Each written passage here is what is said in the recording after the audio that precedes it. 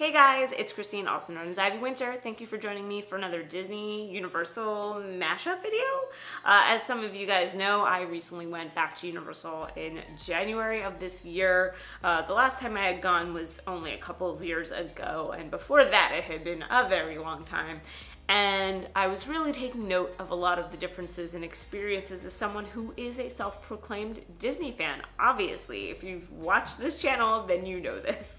So I wanted to talk a little bit about, what Universal was like as a Disney fan, the pros, the cons, the differences, just some things that I observed. It is not, everything, but it's just some thoughts that I've had since I've had this trip, and I wanted to pass on to you, especially if you're somebody who, like me, tends to be in the Disney bubble a lot and doesn't really go to Universal, but might be considering it sometime soon. So my first thought was, it feels like a theme park, which is not a bad thing. I'm not saying that Disney doesn't feel like a theme park, but what I'm saying is Disney's very serious about, thematic immersion and the atmosphere and all of that. Whereas Universal, aside from Wizarding World of Harry Potter, which I feel like is this thing of its own, feels like a theme park. It feels like you've got these different subsections. It feels like you're in a studio lot tour, kind of like the old MGM, and they don't care so much about line of sight and certain lands kind of blending in with each other and all of that, which can be a little jarring as a Disney fan because we're so used to like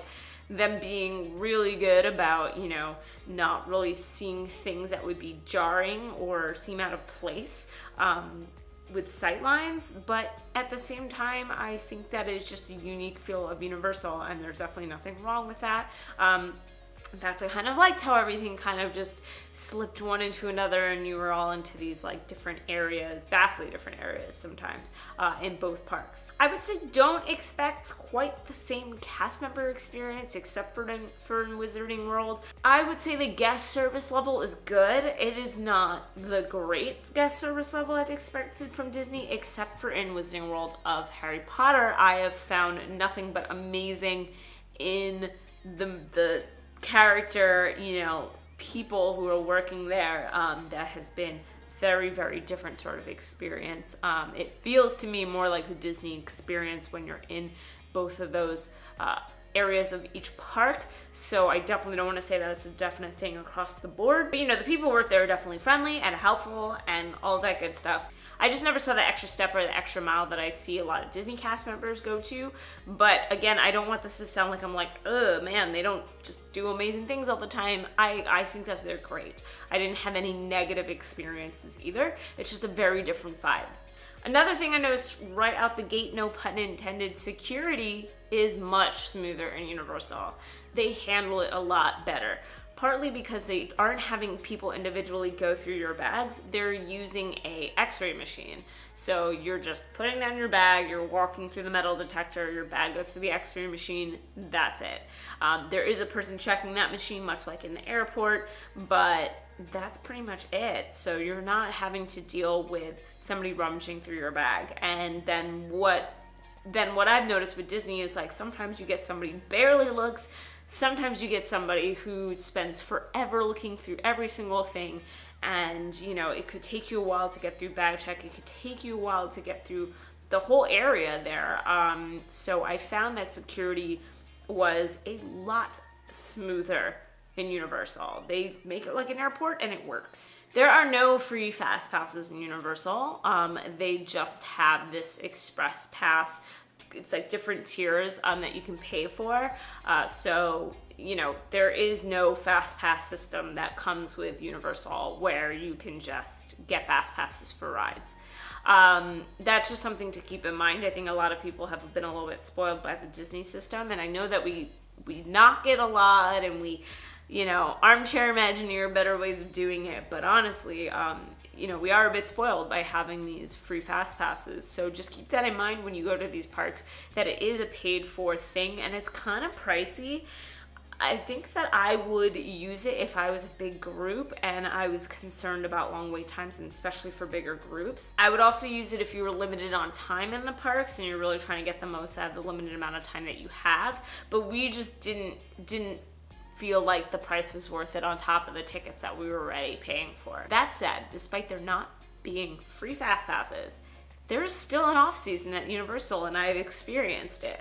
This is very different from Disney, which is so crowded all year round. Like every single day now just seems like it's a crowded day, and sometimes you luck out and you get a quieter one, but for the most part there's no like real off season anymore, which is a video I'm working on in the future of why there's no off season anymore. But Universal has an off season. We've been in January twice. I've been in January twice at least, and we never waited more than, I think, 30 minutes for a ride, and that was like Gringotts was like 35 minutes. Everything else was 10 minutes, 20 minutes, couple of walk-ons. Definitely is a quieter, slow season in those parks that you just don't find at Disney anymore. So it was kind of like, it was like really feeling like the old days to me a little bit, and it was definitely a reprieve from everything. So keep that in mind too. You definitely can plan around slower seasons at Universal, which is nice. Park hopping and getting around in general is a lot easier. Think Disneyland. It's very similar to Disneyland in that you've got this main downtown area with your restaurants and your shopping and all of that you pass through, and then you've got the two parks that are literally right next door to each other. So you can park hop with the Hogwarts Express, which I so recommend. It's so amazing. Oh my gosh. But you could also just walk out the front of the gate and walk into the other park in just a few minutes. It is very, very simple to do, and then very easy to leave and go get dinner downtown, which is exactly what we did after a long day. So way easier to get around the Disney World, especially if you've got different, you know, restaurant reservations or different sort of plans that you want to have.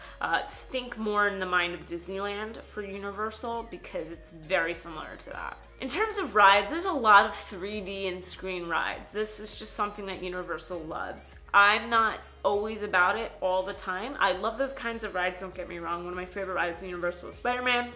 I think it still holds up really well after all these years, but I do like having a mix of that kind of stuff and practical effects and all of that, which is what makes me you know, lean towards Disney attractions more. But I'm bringing this up because there are a lot of people who suffer from motion sickness and things like that. So Universal's rides tend to be very screen heavy. You do have a lot more coasters, a lot more fast movement for a lot of rides. So keep that in mind if you're traveling with a person or two who might have issues with that kind of stuff. It's gonna make the experience a bit harder over there. And then the last thing that we noticed that you probably saw in the vlogs was that they really shut down quick. There's no slow exit. There's no, you know, slowly guiding guests out and, you know, pushing them out, you know, area by area. They like shut all the lights off and push you out. There's no like getting online for a ride like right before closing, at least that we saw, because we wanted to do it for Rip Ride Rocket. And we did have a minute or two, but the line was already, it was like maybe it's 5 minutes to closing, and the line was already closed off. So they definitely don't do the Disney thing where like you can get on at 7:59 and the park closes at 8 and you can still ride the ride. Not at all. They definitely close down so that they can close the park at a specific time, which, you know what, I respect. Hey, I used to work at the World of Disney on 5th Avenue, as a lot of you guys know. We had late hours.